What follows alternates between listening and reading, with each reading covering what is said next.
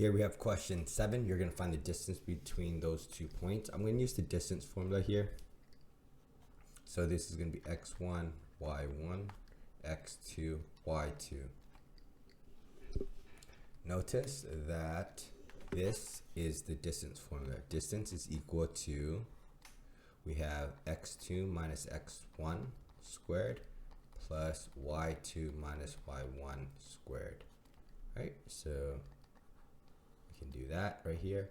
X2 is 6 minus 14 squared plus negative 3 minus 2 squared.